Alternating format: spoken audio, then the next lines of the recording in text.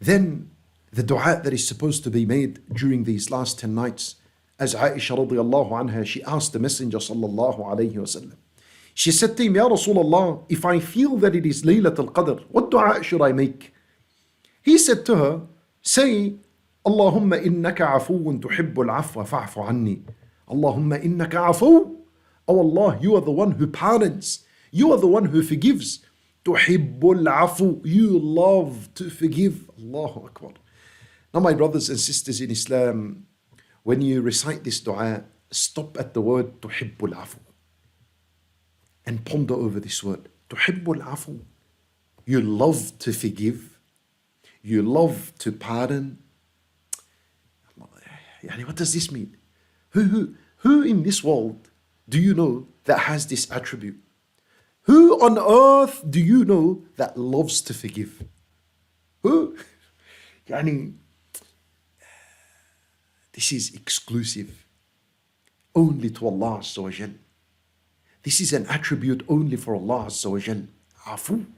He loves to forgive. Yes, people forgive. People love to forgive. But there's a limit to everyone. There's a limit on how much He can forgive you. If I wronged you once, you might forgive me.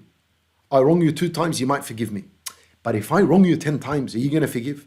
If I wronged you 50 times, are you still going to forgive me? Impossible. You won't find a human being like this. But look at Allah subhanahu wa ta'ala. He loves to forgive.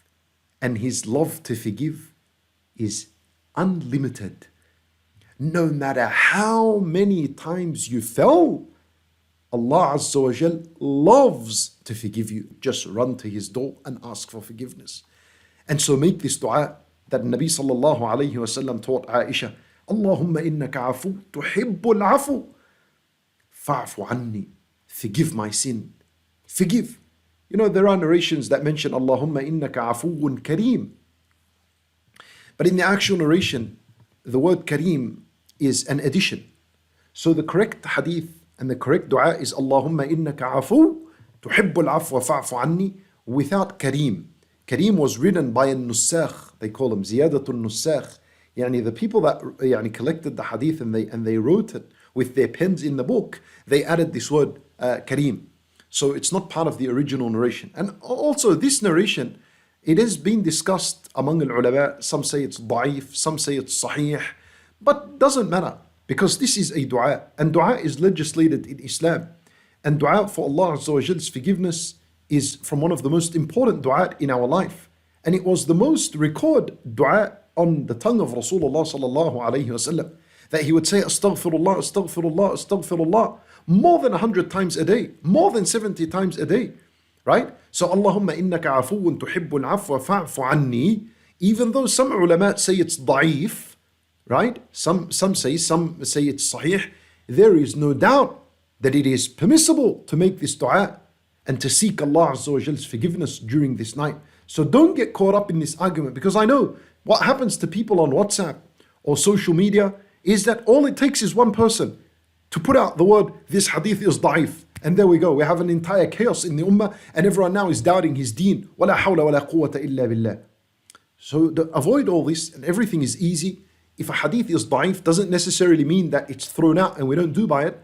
There are certain ahadith that are da'if, that are classified weak, that we're allowed to do by them in Islam. There are conditions. So long as the hadith is not extremely weak, and so long as it does not contradict another hadith that is sahih or an ayah in the Quran, and so long as this hadith is speaking about something that has origins and foundations in the deen. So if we look at this hadith, right, of Aisha radiallahu anha to say, Allahumma innaka tuhibbul afwa anni, it's not extremely weak according to those who say it's weak. Rather, it is authentic to a number of ulama. It doesn't oppose any hadith in the Sunnah, and it doesn't go against any ayah in the Quran, and it has a foundation in the deen, and that is seeking Allah's forgiveness. This is legislated for every moment in your life, whether it's in the day or in the night. Alhamdulillah. But you know what's interesting in this dua or hadith of Aisha radiallahu anha? Why did the Nabi sallallahu alayhi wasallam direct her to ask Allah for forgiveness, as opposed to many other things he could have told her to do? He could have said to her, ask Allah for Al-Jannah, ask Allah the paradise, Ask Allah Jannatul Firdaus. There are many things that he could have told her to say. But he said to her, ask Allah for His forgiveness. Why? Why? Because forgiveness is the door to Allah's pleasure. And it is the door to the paradise. And only slaves of Allah that know the meaning of worship and know who Allah is, only the slaves that know Allah Azza wa Jal, they are the people that increase in their forgiveness. This is why Nabi sallallahu alayhi wasallam had a lot of forgiveness in his life, because he was the most who knew Allah subhanahu wa ta'ala. He was the one who knew most about Allah.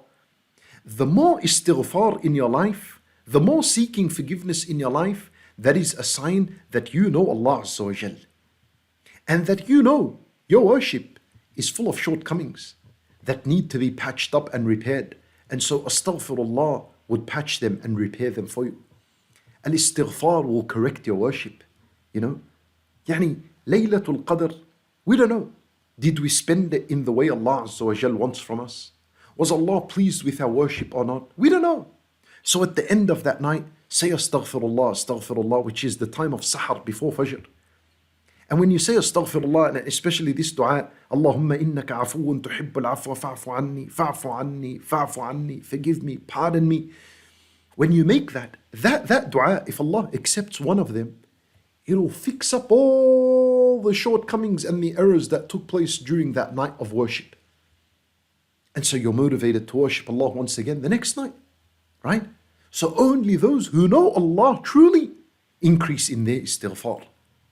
And as I said, this is why Nabi sallallahu alayhi wa sallam's istighfar was a lot, because he knew who Allah Azza wa Jal was.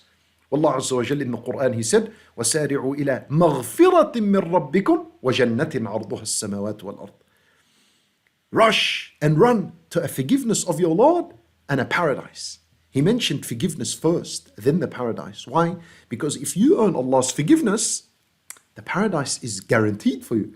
You don't have to worry about the paradise anymore. My brothers and sisters in Islam, what cripples us, what disables us from the worship and from the pleasure of Allah Azza wa Jal is our sins. And the only solution to that is Allah Azza wa Jal's forgiveness. And the only way we're going to earn Allah's forgiveness is by asking Allah to forgive us sincerely and honestly with a present heart, and selecting the times of the day and the night in where dua is accepted. Like Laylatul-Qadr, especially the end of the night just before Adhanul Fajr.